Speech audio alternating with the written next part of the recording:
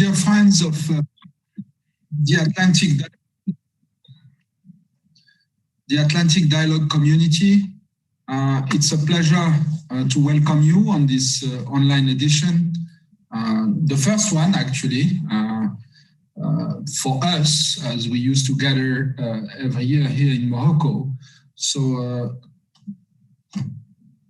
some of you used to join us, of course, via online, as we used to broadcast dialogues. So it's a pleasure to welcome you. I would like to first thank you, members of the Atlantic Dialogue community, as well as our staff, participants, contributors.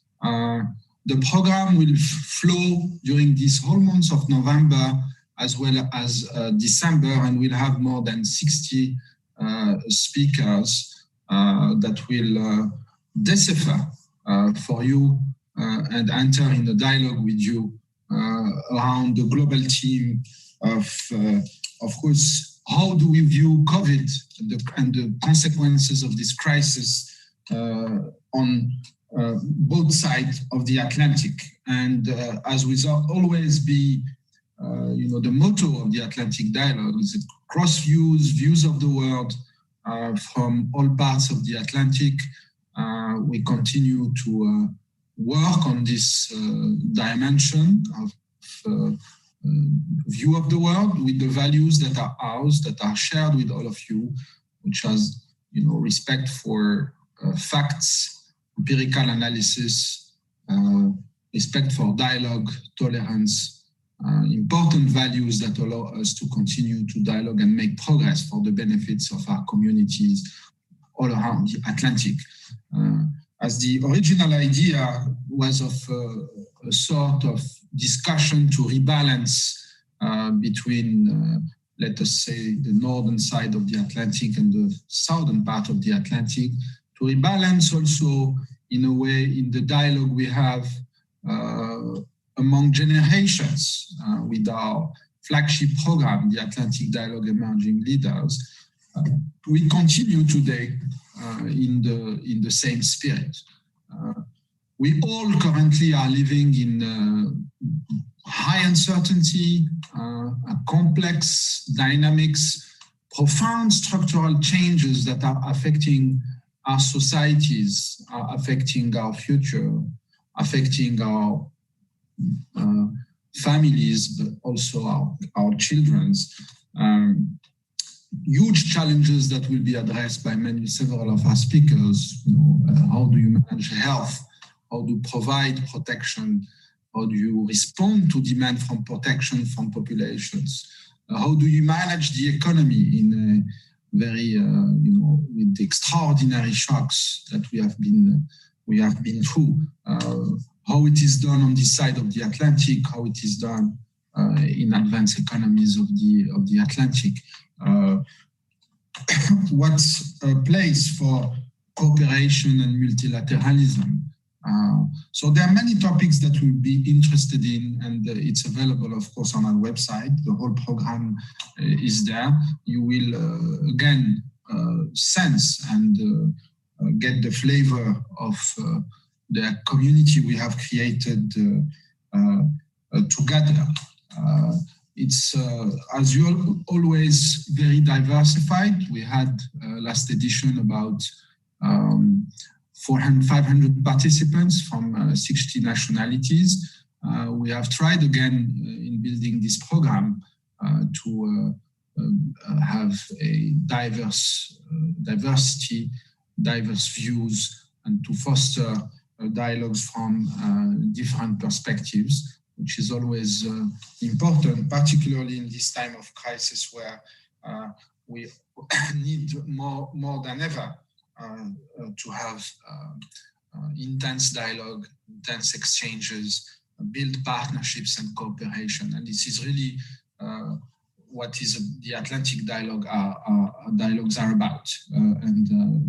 Again, our heartfelt thanks to all of you, to the speakers, to the staff, to the large community of the Atlantic Dialogue, be part of this. We'll be together during about 8 weeks. And I look, of course, forward to meet you very soon. And inshallah, next year here in Morocco, this time not virtually, but face to face. So please do stay with us during those 2 months. Please do engage. The staff also is here to make sure we have a lively dialogue. We will publish this year also the Atlantic Current, as always, with several contributions that I hope you find very interesting. So let me now hand for our opening panel to our friend Wemba Dizolele and our special guest, Minister Hubert Védrine, which is a pleasure to see you with us, and Minister Aminata Touré from Senegal. It's a pleasure to see you. So thank you for being here, and the floor is yours, Wemba. Thank you. Thank you very much, Karine. Bonjour, bienvenue à tous à cette session. Good morning and welcome to everyone to this edition on the Atlantic Dialogues talks and the different prospect of both sides of the Atlantic on the COVID-19. So my name is Olili. I'm a master of conference at Johns Hopkins University and special advisor for Africa in Washington. It's a great pleasure to all meet together here with our distinguished panelists that I will be introducing later on. The COVID-19 crisis has brought about major international changes and a counter-established order. If some changes related, the pandemic had also some geopolitical drawbacks and geostrategic drawbacks. Both Western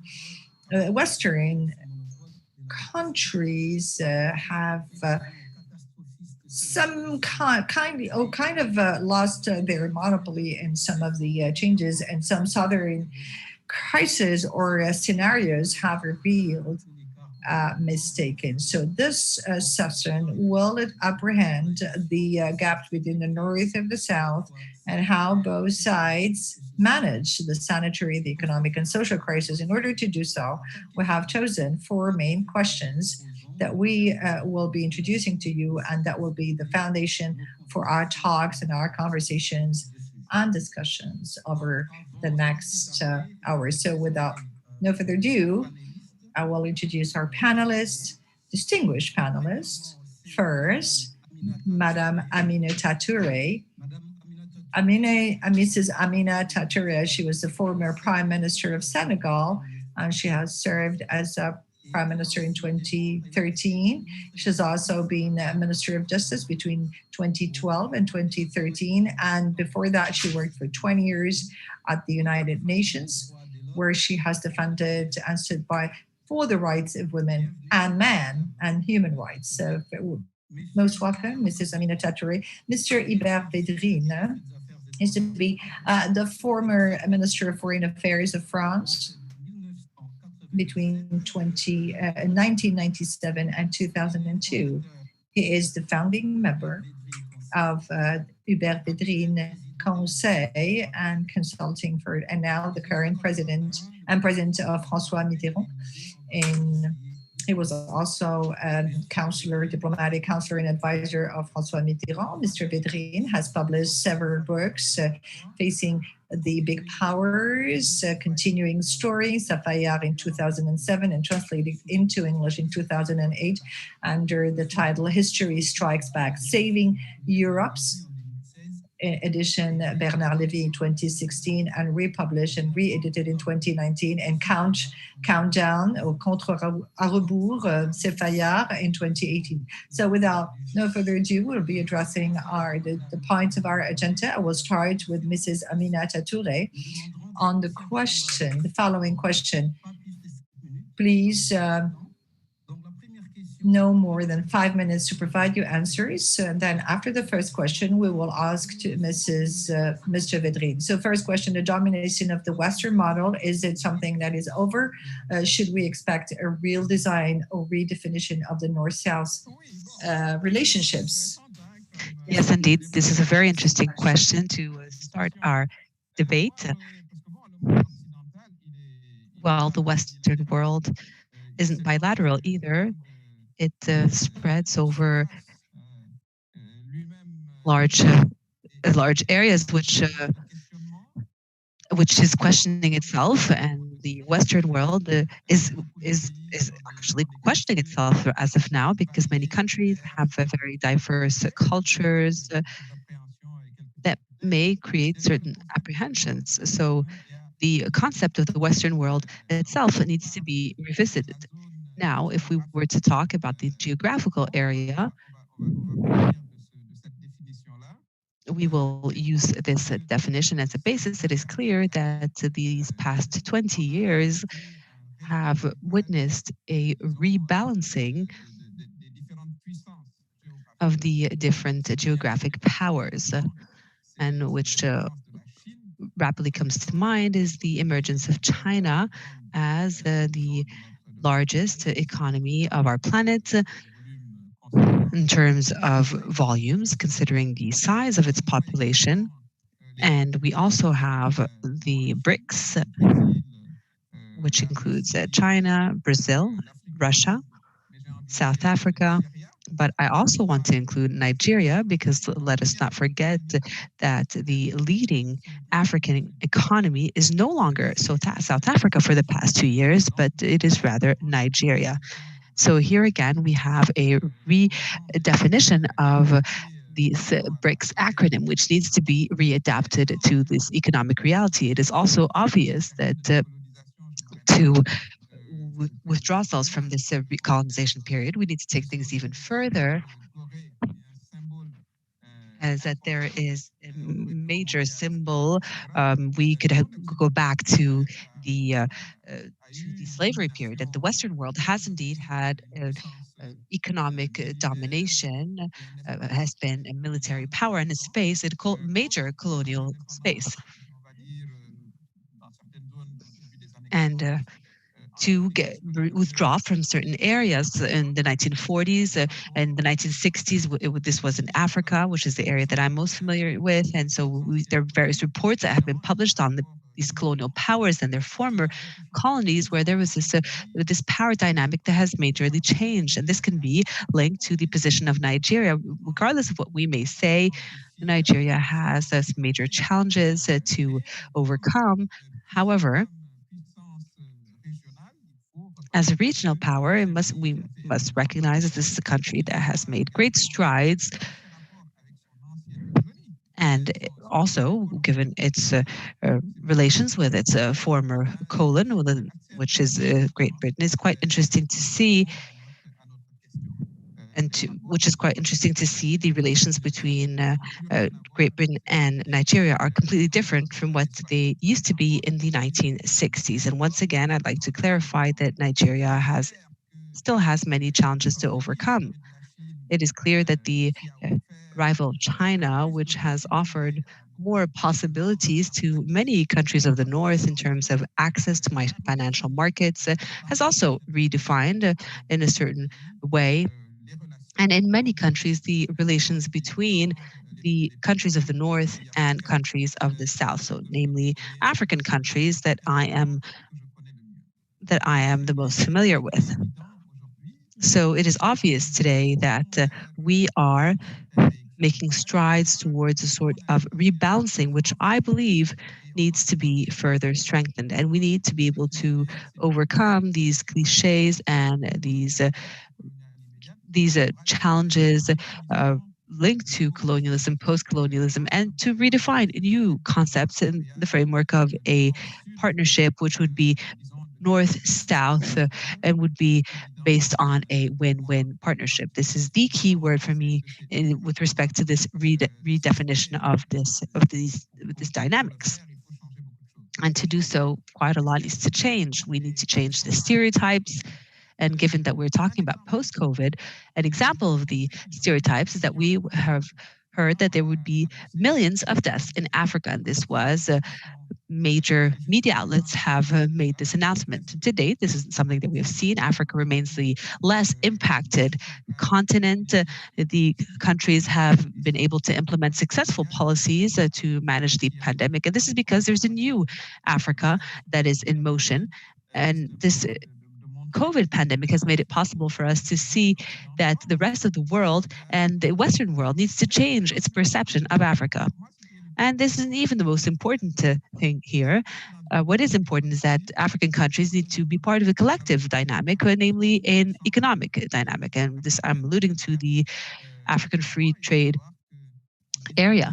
And it is important for us to define the rules in order for African countries to be able to play by the rules and engage in this trade. And we need to engage in a level of African trade, which currently stands at 20%, whereas the rest of the world stands at about 60 to 65%, which is the case in Europe and Asia. However, in Africa, there's only 20% of intra-African trade, and as part of this African free trade area, there needs to be a paradigm shift. Otherwise, our companies won't be competitive enough, will not be able to develop, and the African capital itself will not be sufficiently valued.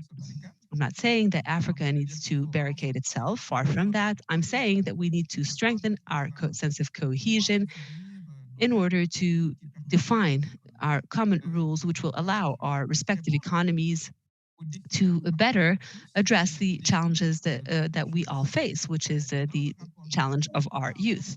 And in this North-South dynamics, here again is a great question that should be posed. And obviously we have Europe, which is a lot older compared to a younger Africa. And we have an African continent, which is, as I mentioned, much younger. And in the redefinition of this paradigm, while this demographic notion can be envisaged, but in a framework of a win-win dynamic. We do have a shared history, which is an advantage for both of us. I'm not speaking to you in Spanish because it isn't Spain that colonized Africa, but I'm speaking to you in French. And so there are some advantages which we should try to find in all this. But it is important to have a good understanding of our mutual interests. So in short, this is a situation which requires rebalancing. And as I mentioned, Nigeria is one of the examples, because if we were to compare, for example, the situation of Nigeria, it's the leading economy in the continent there, which is faced with a lot of challenges, namely security challenges, social justice, infrastructure. This is all very clear, but we must also note the great strides that have been made from an economic standpoint, and this was not the case just 4 years ago. Africa is also an extremely young continent. We have a middle class, which is quite substantial, which has greatly developed, but 300 million of middle class people, 200 million youth.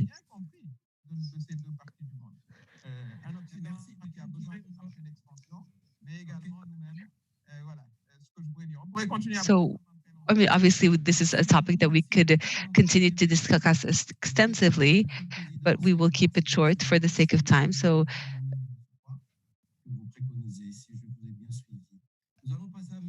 now we will proceed. We will now give the floor to Mr. Hubert Védrine. Same question. So, the domination of the Western model is it over? Does this require a redefinition of North and South relations?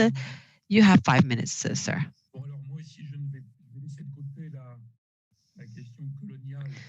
So I will also set aside the colonial issue and the slavery, because this concerns all civilizations throughout the world. So I will set aside this major topic, which is not only concerned the last century. So let me get back to your question. So it's been 20 years that I have been saying that Westerners, and what you in fact are talking about, the model. So Westerners have lost the monopoly of power. They have not lost the power nor influence. They have lost their monopoly. And so this is the emergence of the emergent. So this is nothing new. And this was already the case before the pandemic. And the pandemic, in fact, hasn't changed the power dynamics at the global level. It's much too soon to say anything of the sorts. It accelerates these phenomena which have already been set in motion from before. When I'm saying that we're talking about the end of the Western monopoly, myself, I believe that the situation that we are in today, can no longer serve as we can no longer have these definitions of north, south, east, west, or underdeveloped or developed countries. And so there are countries such as Nigeria that will become real powerhouses. There are countries that are still stagnating. There are also Western countries that are struggling more and more. Others will recover very well. If we see the case of Asia, if we were to take a look at China, for example, it's not a question of north-south. So what are we talking about? South-south? So there are a lot of words that are used in the common vernacular. So in symposiums and in conferences that need to be replaced by more fine-tuned expressions if we wish to truly understand what will be taking place here. The Secretary General of the United Nations, Mr. Guterres, is describing a chaos. This means that the world is on the brink of a war, that we are in great instability. So there are some disruptions that can appear in Asia, in Africa, and Europe, etc. Now, the question which is interesting to pose is the Western model. And we're not only talking about the Westerners. Currently, there is a major attraction for the Western model, or even the Western lifestyle, which has all led to major environmental disasters. If we calculate the consequences on the future of life on the planet, if everyone lived in the Western way, quote unquote, we could see the impact of the average American, regardless of their income. If we were to generalize this to the entire world, it's simply unsustainable. We would need 3 planets. So I think it's important to distinguish between the political power, which would assume that Americans and Europeans would be on the same wavelength, which is not the case. Even after the potential election of Biden, won't be the case. And we're talking about the attraction for the model. And this not only redefines what we previously called the North or the South, or the redefinition of globalization, which will clearly never disappear, but which will be deeply transformed, corrected, regulated, more or less. So there is a sort of mix of strong and ferocious battles as well as regulations. And within this, there are some dynamics that will develop. We spoke about the dynamics of Nigeria as well as other African countries. And in Asia, there are certain dynamics of certain countries that are stagnating too. So it's a very complex situation. So the end of the monopoly of the Western world, so in the conventional sense of the term, so the attraction of the model, which is not only positive, and here there's a sort of dynamic that will set in motion. It is much too soon to say whether the pandemic has changed the course of things. I think that we will have to repose this question in 2021, where we will have a systematic assessment of how the world, how all countries, how all organizations, I'm not only talking about the WHO, there are other organizations, how they would have supervised, detected, informed, confined, deconfined, reconfined. And after that, we have the treatment vaccine. So this is something that will have to be done systematically, because if we hear what virologists have to say, they have not contradicted themselves, unlike the epidemiologists and physicians. The virologists are all saying that this history will repeat itself. And so when we see the epidemics, we see that over the past 3 decades, we have seen an acceleration, which has led to overpopulation, to development, to deforestation, and which obviously leads to these viruses. And so humanity needs to draw some lessons. And so we have had some pleasant surprises, such as in Africa, but we need to draw the necessary lessons in order to have a better performance collectively. So this is a question that will probably arise later, but I believe that it is in this field, in what we like to call multilateralism, which is a great hypocrisy, but to be more specific, it's international cooperation, which is necessary. It is only through this international cooperation that humanity will be able to recover. So this is my response to your first question. So thank you very much, Mr. Védrine. So for the second question, I will start with you, Mr. Védrine. How has this the China-US war, how has it shown this gap between the developing countries and those that are developed? So you have 3 minutes, and then we'll give the floor to Mrs. Touré. Thank you. Well, first of all, this is part and parcel of the landscapes since the change of tone of Xi Jinping. He was the one who changed the Xi Jinping path.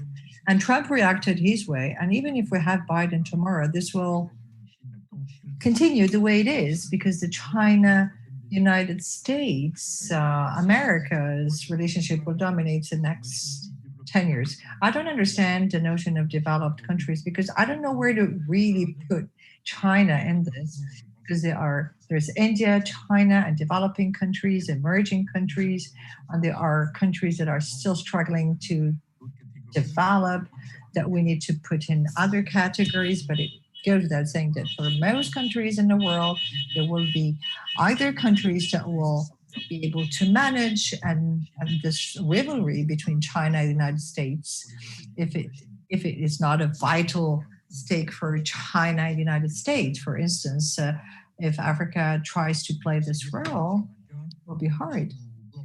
And they will try, because sometimes Africa is about to be colonized by China.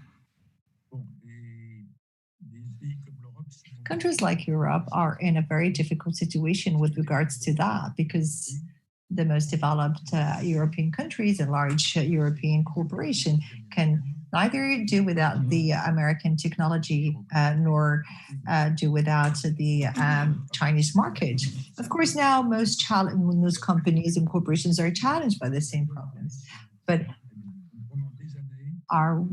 for years, other countries in the world, apart China and the United States, have been situating themselves. Some others, some will be in that camp, and others will be struggling to make ends meet in a way. And a lot of countries are really thinking about it and trying to find solutions in a hard time. Communist Party countries and countries who wish to stay autonomous or build alliances from both sides and not contradict, provided neither the United States nor China obliges any countries to choose. It really depends on the nationalism or in China or hegemony in the United States. Democrats are not, they talk about multilateralism, but the discourse is something, and the implementation is something else. But it's a very tough question. Madame Touré, you have the same question, how the Chinese-American rivalry will evolve and how this will impact developing countries. Yes, 3 minutes. Well, I have a much more programmatic approach to this question. It goes without saying that China offers great access to financial markets that African countries are in crucial need of. That's a reality. African countries need to catch up a basic infrastructure gap that will allow their economy to gain a greater momentum and scale up. And China, in this respect, does offer great perspectives and incentives with very competitive growth rates and income rates. So this is not seen as a recolonization, but it really very much will depend on the economic wisdom of a lot of countries. And Mr. Vedrine was rightly put it that countries are not the same. Rhythms and paths of development are not the same. Issues of sovereignties at African level, in African countries, most countries have developed through debt. Europe, in the aftermath of the Second World War, took really a lot of investments and capital injection to make it.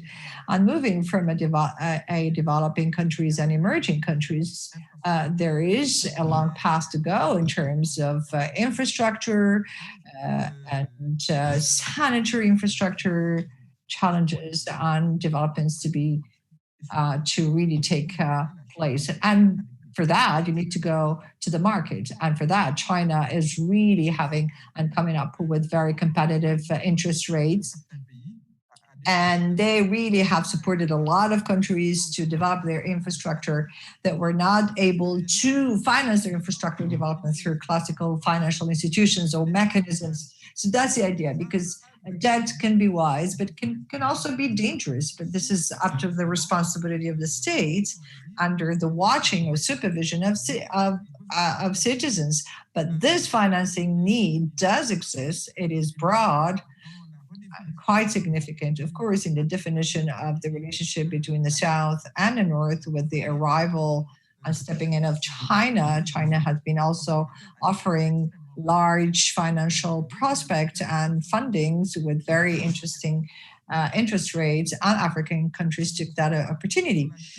But over debts and having debts with China or other mechanisms is not a problem. We need to have a debt of prestige, a premium debt that will impact your growth level, growth rate, and create jobs. And for that, you need financing. Now, the rivalries between China, Europe, and the United States, well, in reality, we can design a club of friends, a friendship club, and we have a very broad one, and we have very good relationship with everyone based on mutual cooperation. I don't see any country aligning one against the other. That's not the scenario I see.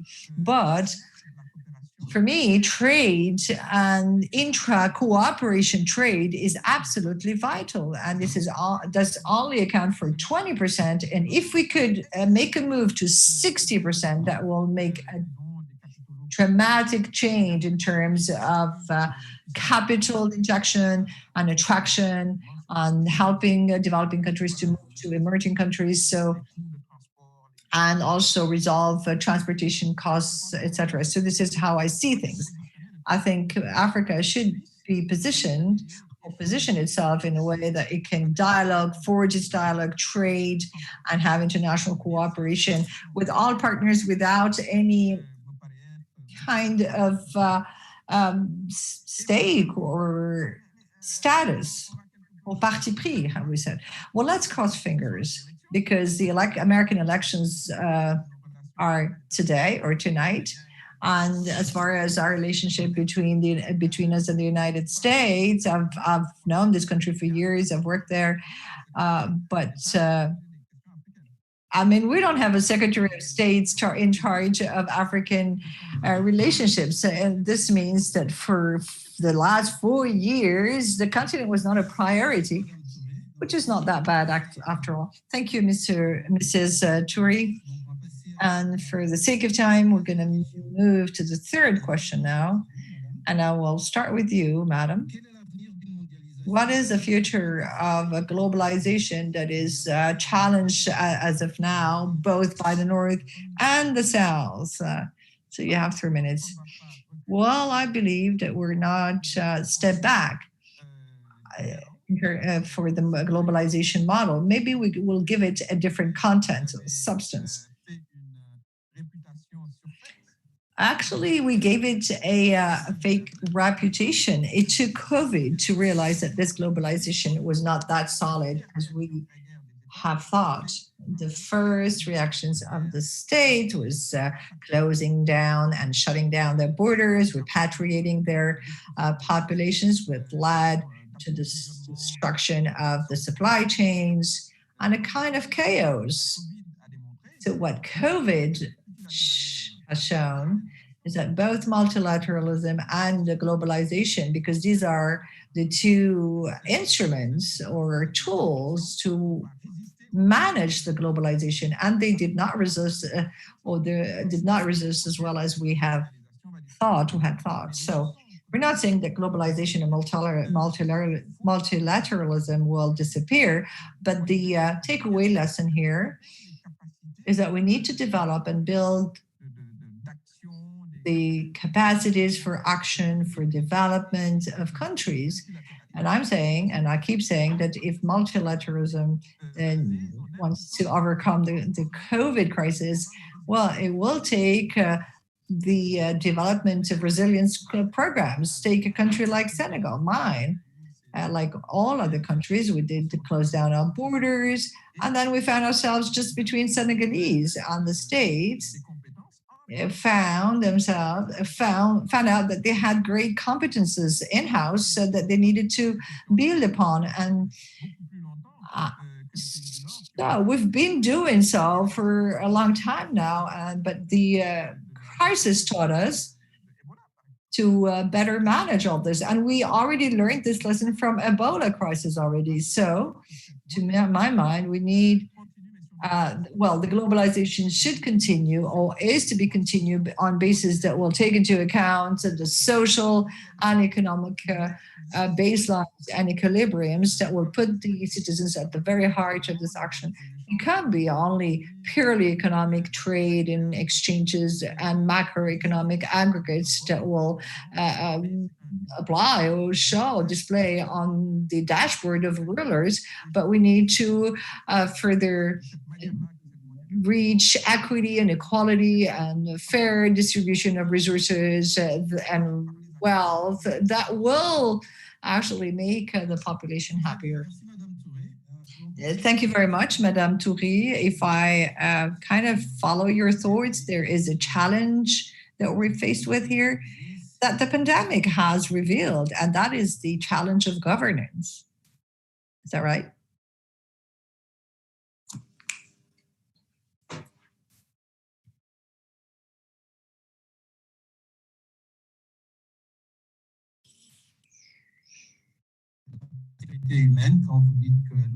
Human security, you said that men, women, and citizens have to be at the very heart of all this process. So this is a pretty much a definition of the governance model adapted to the realities of each countries. In Congo, Senegal, and other countries. Of course, this challenge is back on the menu, and the pandemic has revealed it and highlighted it. Mr. Védrine, what is the future of a globalization that is both challenged and contested, both North and South? I think we should be too dramatic about this issue of shutting down the borders because of the pandemic. There is no effective treatment of the vaccine so far. And the only way to manage a crisis is to avoid the contacts, because the virus is about the contact. It loves the circulation. It's not a trauma. We have to live with it. So there is no big theory to really draw from this globalization. However, in the Americano globalization, as it was the case of the British globalization between 1815 and 1817, the globalizers have ended up being globalized. Companies, corporations, financial institutions, and decision makers in the multilateral system have never wanted to be multilateral. It's a kind of courtesy type of clothing, but at the end of the day, the states are the ones who decide. The American monetary system was actually decided in 1971. It was not the Bretton Woods. So the globalization is not falling from the sky. This is not due only to digital activity. So in the future, there is a fight or struggle going on between different types of globalizers that want to take over the control of globalization, but for their sake, and that we fall in the fight between China and the United States. Of course, sometimes maybe Mrs. Toury is gaining that perspective or thinking for Africa in terms of taking the new opportunities. So I understand that she says that we shouldn't choose between China and the United States because China is coming up with very interesting interest rates. So, but some countries of Africa want to pay attention to all this, but it's their problem. But we need to take all the opportunities and move towards what Madam was actually rightly saying on the intra-African trade. But there are countries in the world where they're going to be the fields of battle for between the messianic type of fights between China and America. So what kind of lessons can we draw from it?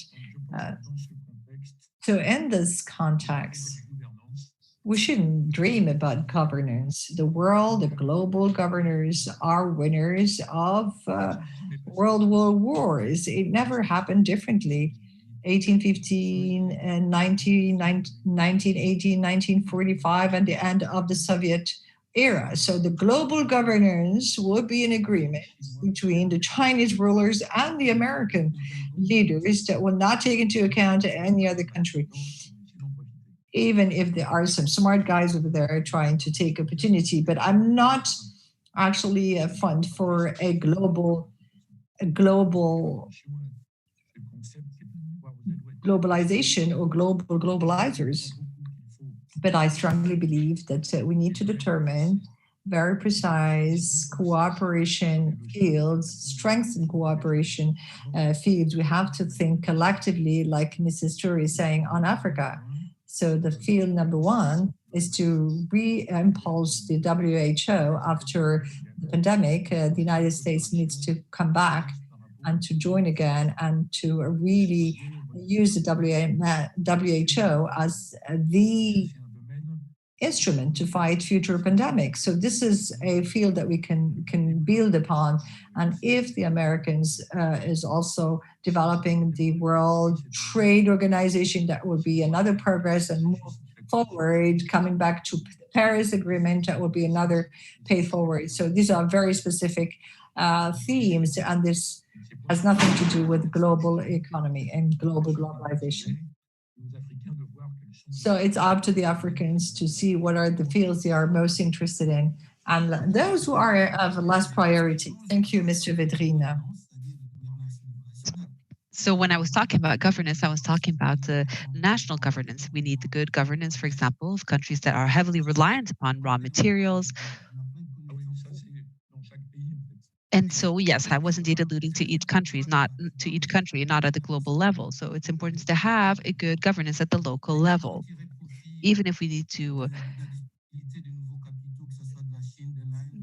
take advantage of this new capital that either comes from China or Europe or whatnot. It's important to have good governance to manage these capital flows. So, Madame Toury, so the next question that we were meant to ask you during this session, so I'll start with you. So in the face of this common threat, how can we halt this paralysis of these multilateral institutions? So Mr. Védrine has alluded to multilateralism, so I'm turning to you with this question. So given this common threat, how can we avoid this paralysis of these multilateral institutions? Thank you. You have 3 minutes. So, in fact, I am a partisan of these multilateral organizations. I was an UN officer for the United Nations for many years, and so I believe that having a body bring together countries that can address essential issues that are essential issues for all of humanity is extremely important. And so well, generally, these are older women, more rather older gentlemen that represent their countries. I think it is indeed important for these bodies to be further modernized. It is true, it is clear that Africa needs a seat on the table in the Security Council. So these power dynamics have indeed been changing. So as far as multilateralism goes, I think that what COVID has taught us, and I do agree that it is important to limit the travel and movement, but what I was saying is that it is important when we are in this type of situations to communicate, which has not necessarily been the case. Countries closed borders, sometimes under pressure of their fellow citizens, and then we try to see how we could have quarters. So things happen in a sort of disrupted way. For such a sophisticated globalization and multilateralism that exists for several decades, we could have, and this indeed, in fact, this is what needs to be done. We need to implement mechanisms, consultation mechanisms. And what we saw, unfortunately, is that the organization that we all share, which is the World Health Organization, it has itself been attacked, and it ended up paralyzed in its role in an advisory capacity in terms of health. So it is true that when there are pandemics, we need to limit the travel and movement, but we can still have a more consultative approach. We can have a humanitarian quarters, and this only happened much later. And this is what I'm referring to. I think that we need to increasingly involve citizens.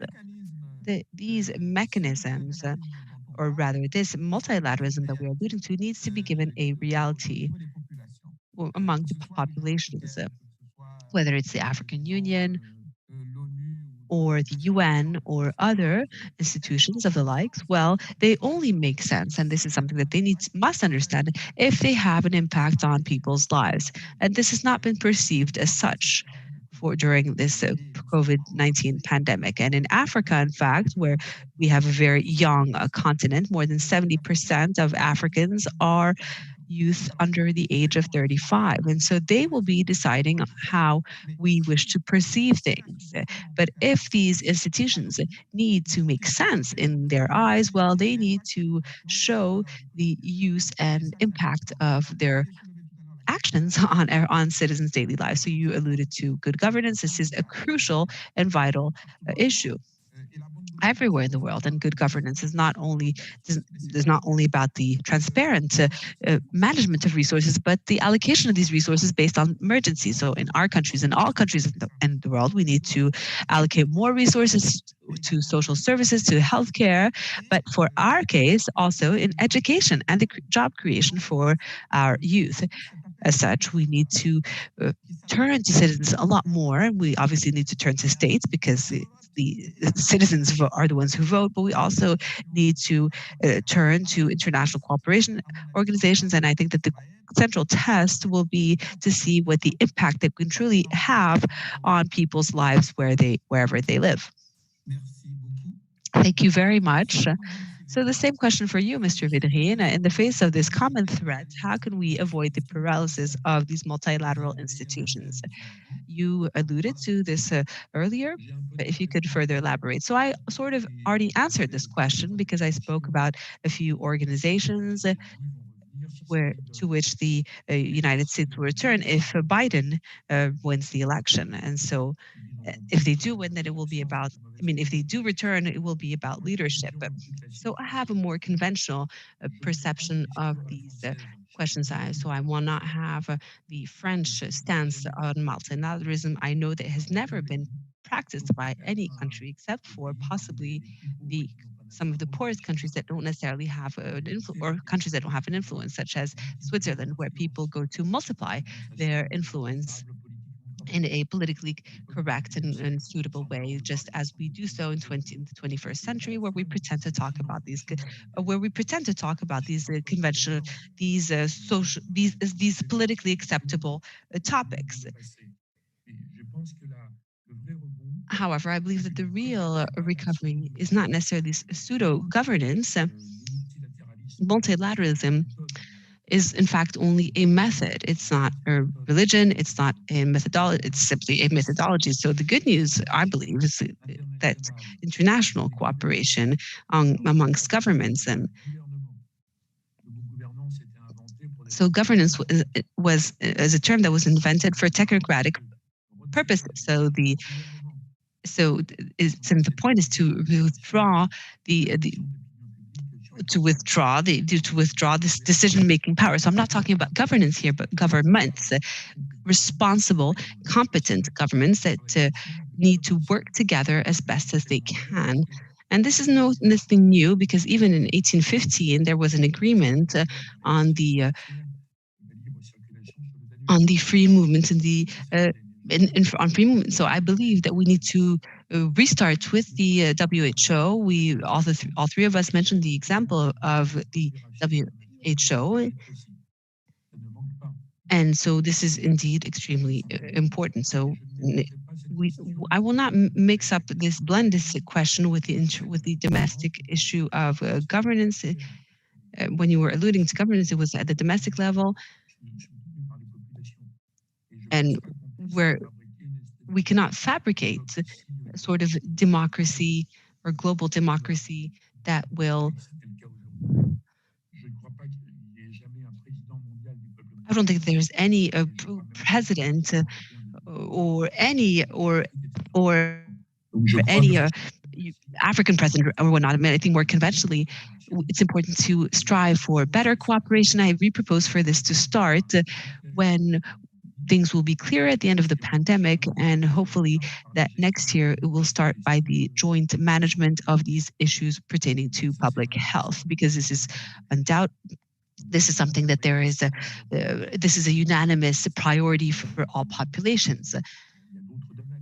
Obviously, there are other priorities, other fields. So the most urgent matters for me is the new WHO and the recovery and the restarting of the WTO, which is extremely important for the African countries, given the internal dynamic that Mrs. Torre spoke about. It's important to have a WTO, World Trade Organization, that is operational. This is much more promising, which would be very promising in such a context. As far as the security aspects, it's been 25 years now that France has been open to a widening of the opening of the Security Council. We know that there are permanent members that have been blocking the access of certain countries, but this is a whole other ballgame. But we can progress.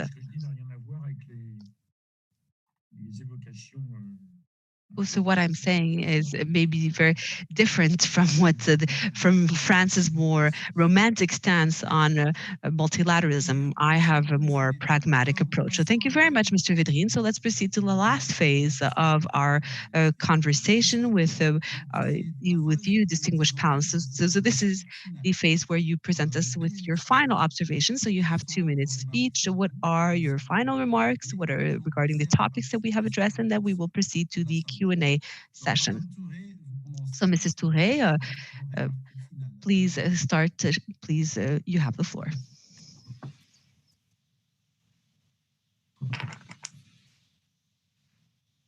Nous ne recevons pas, madame.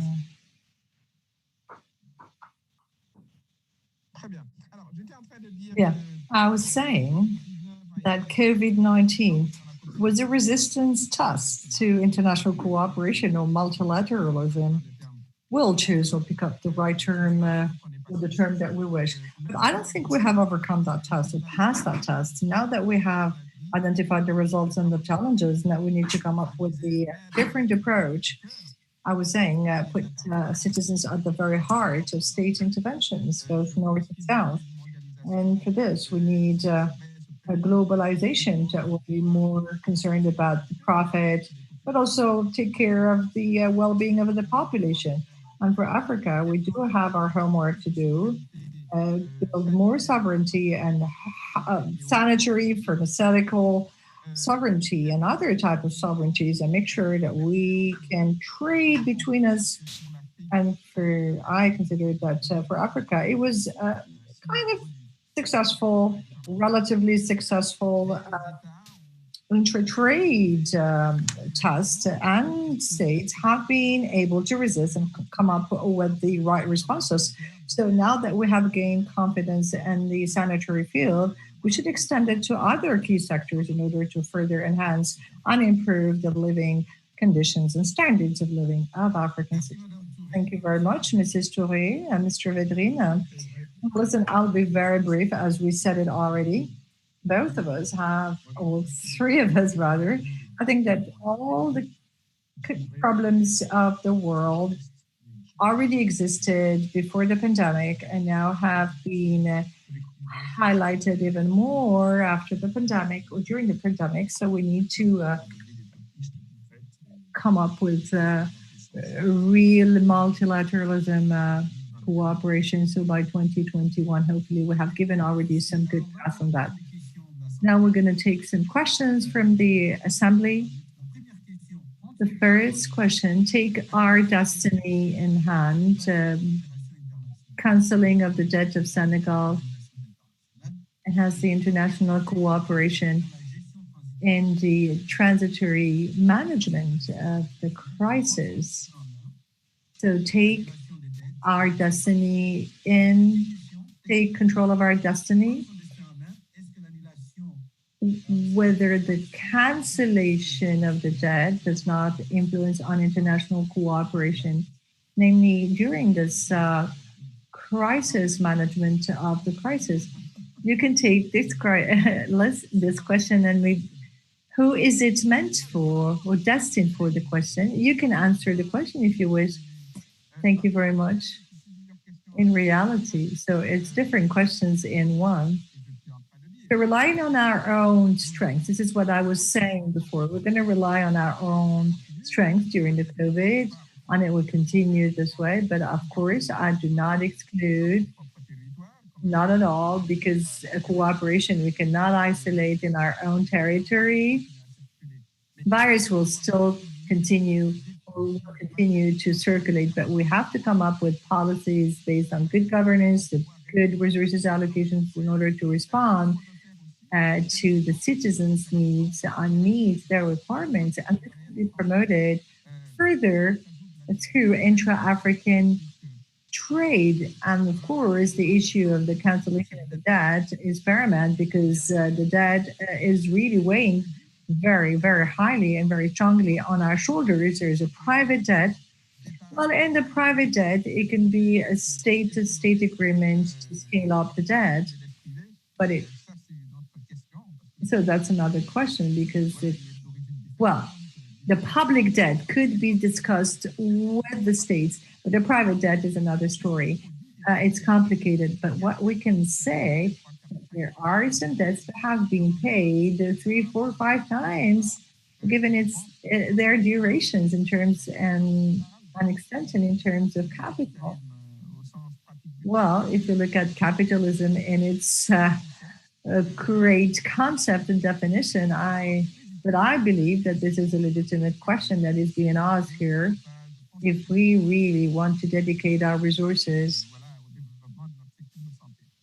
to the health sector, so this debt cancellation, when it will happen, it should be allocated to the core and basic sectors for the health, or for the sake of citizens. It should be allocated to health, infrastructure, education, and access to water, because you know that a lot of people around the world still have very little access to water resources, access to power, electricity. That is a basic and fundamental need. So this whole approach should be guided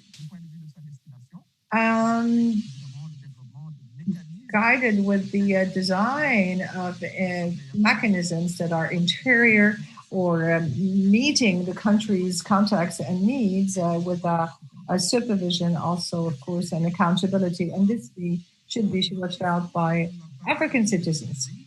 Another question for Mr. Vedrine. Could we come up with an international economic model for the future? Whereas we are facing with some globalization challenges. I don't see any contradiction between those.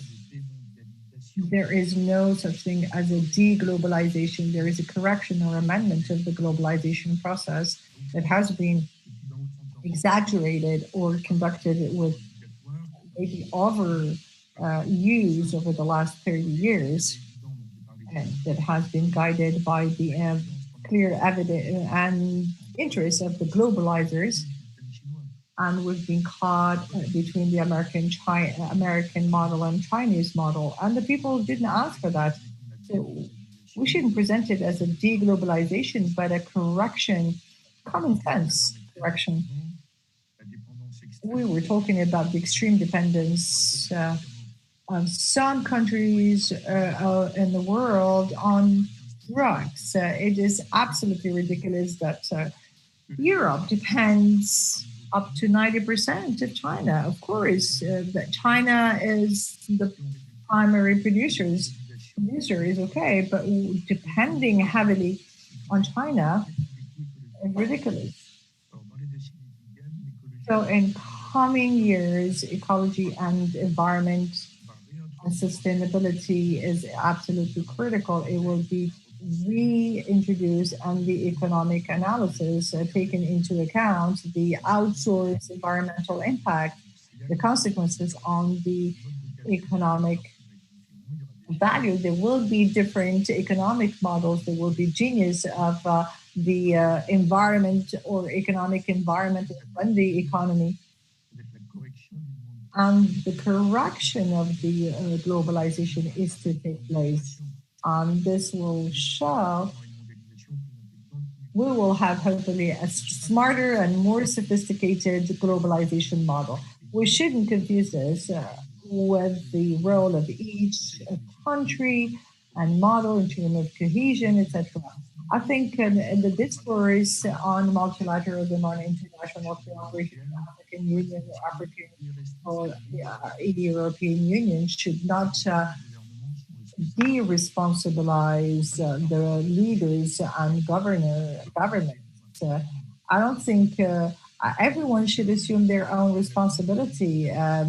Governors and leaders should not say, it's not me, it's Europe or multilateralism. They should assume their own responsibility, and they should determine their own model and level of commitments, engagements, or responsibility. You have some microphone, please? I just switched it on, actually. Maybe, if I may, I'd like to react on this question and say that, of course, there is sovereignty of states and governments elected by their own citizens. And they're the ones who define their policies and are happy about their policies. But there is out there an economy of solidarity that is imposed by this globe that we're sharing, and that's the environmental questions. That these cannot be tackled only in Senegal or in France or in China. This requires a world cooperation, a global cooperation. It's also the blue economy. How are we going to be managing our oceans? And UNESCO is doing a great job. And let me say that we don't know yet how deep the oceans are. It's still something unknown. We've seen oceans fill up plastics, etc., and we have no clue where they have been produced. So if we want to make the human presence sustainable on our planet, we do have an obligation to talk, to come up with common actions and concerted actions to stop the very negative and catastrophic impact of non-environmental friendly policies. And this requires a collective action and very willing action of everyone. And this is why I regret that the United States exited the Paris agreements. And these vital questions require international cooperation, multilateralism, and showing solidarity as we are all inhabitants of the same planet. Thank you very much. Madame Touré.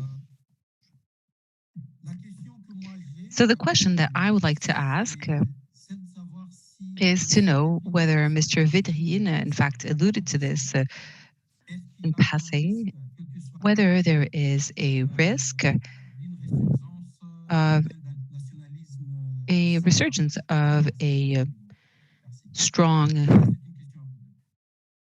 nationalism in certain countries. So first of all, I would like to quickly react to say that I fully agree with what Mrs. Touré has just said. But I have also observed for the past 2 or 3 decades that the discourse on international cooperation and the discourse on multilateralism, the discourse on multilateral institutions, well, generally, is a way to disclaim any responsibility. It's not me, it's Europe, it's not me, it's the UN, or what is the UN doing to resolve this? What is the WHO doing? So it's important to have the international cooperation. Yes, this is something I fully agree with, but it needs to be a cooperation between brave governments that are committed, that work together, and that aren't. Sorry, you know, the nuance that I'm trying to introduce about the globalization of tomorrow. So as far as nationalism, well, there is some nationalism everywhere. That is normal. There is patriotism everywhere except for Europe. So I think this is completely manageable. And I believe that the fans of nationalism may be a little more aggressive, which is dangerous. What is appearing now is a subproduct of globalization, of too violent, too intrusive globalization. It's a little, and it is part of what the identity, history, and deep rootedness of fascism and whatnot. So I think that in excessive globalization, there has been a sort of violence, and that has triggered what we called populism,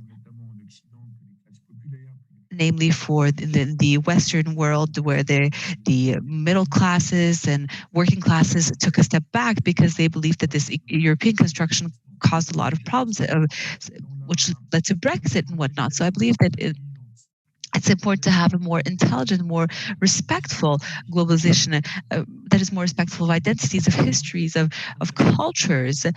And I think that this more intelligent approach would definitely avoid these quote unquote nationalist reactions. And if we have this more intelligent approach in the next 3 decades, rather than the way we went about it the past 3 decades, I think that the real dangerous nationalists will be isolated. There will always be some, depending on the countries, but now it depends on the countries that are more or less satisfied with the way the world is organized.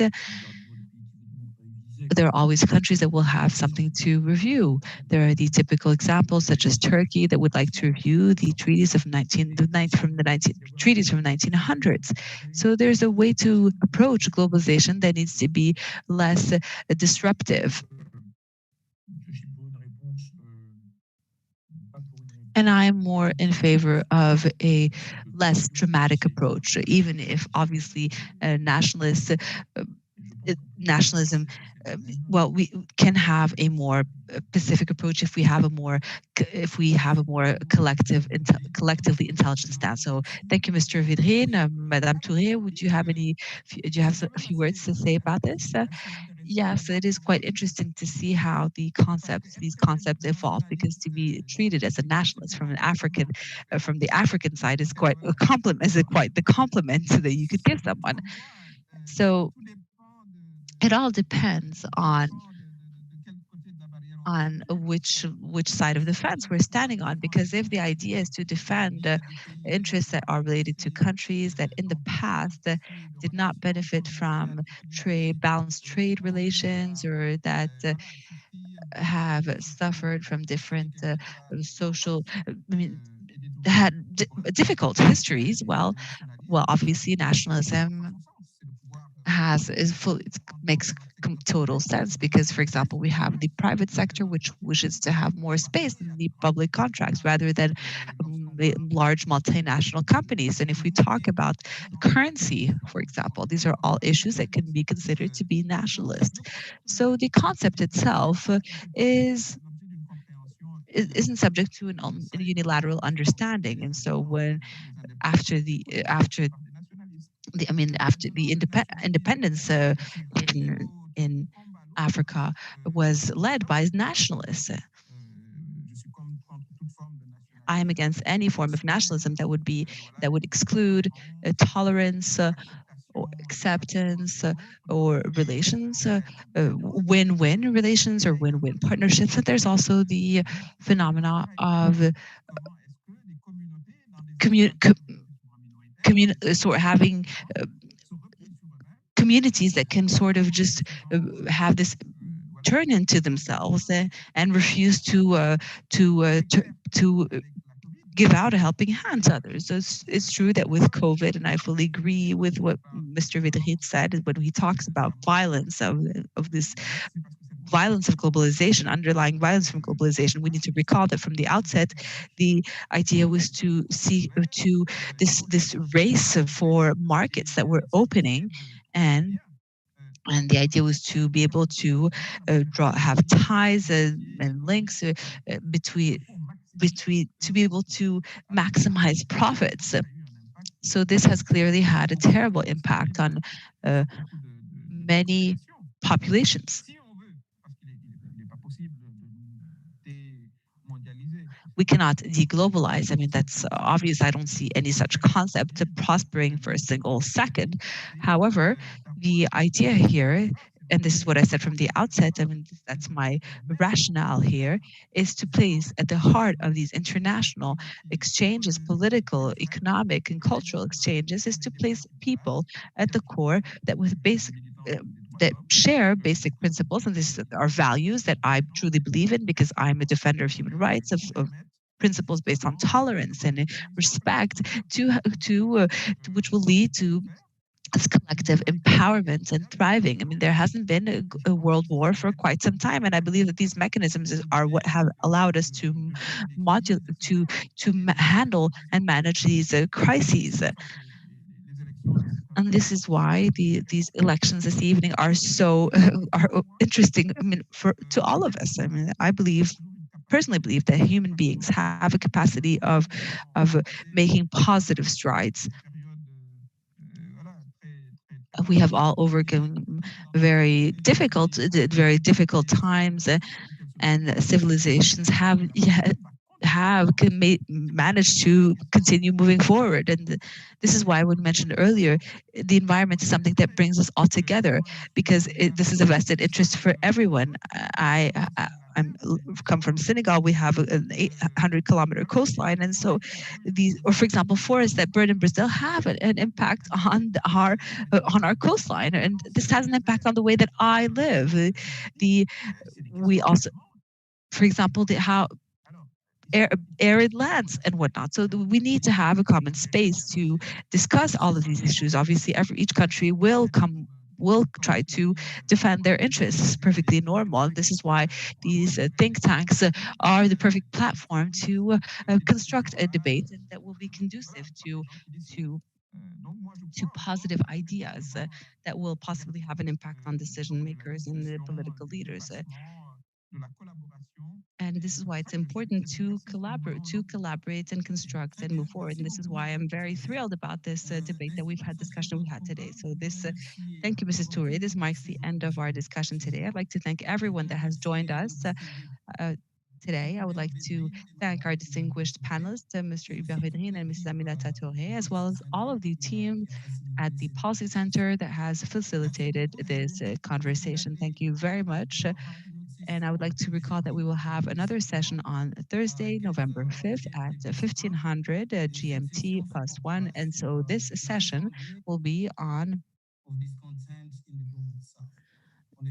this content in the Global South. So I look forward to seeing many of you logged on to this session. So thank you very much for your kind attention, and to take care.